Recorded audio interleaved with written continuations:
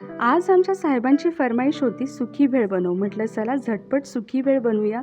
त्यांच्याबरोबर मुलं आणि मी सुद्धा खाऊ म्हणून थोडीशी एक्स्ट्राच बनवली आणि ही भेळ बनल्यानंतर आम्ही वेगळ्या-वेगळ्या प्लेट घेत नाही.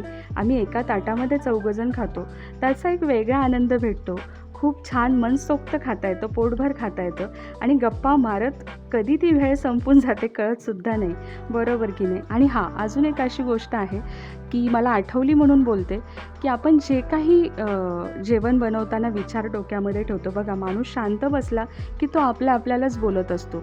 मग ते निगेटिव्ह असो, चांगल्या गोष्टी असो, वाईट गोष्टी असो. पण जेवण बनवताना नेहमी आपण खूप चांगल्या गोष्टींचा विचार करत जेवण बनवलं पाहिजे. असं म्हणतात, की निगेटिव्हिटी असो किंवा चांगले विचार असो, त्या जेवणामध्ये उतरतात. त्यामुळे जेवण बनवताना अगदी आनंदाने बनवायचं. कशी झाली भेळ नक्की कमेंट करून सांगा आणि जाता-जाता सबस्क्राईब करायला विसरू नका. Bye bye.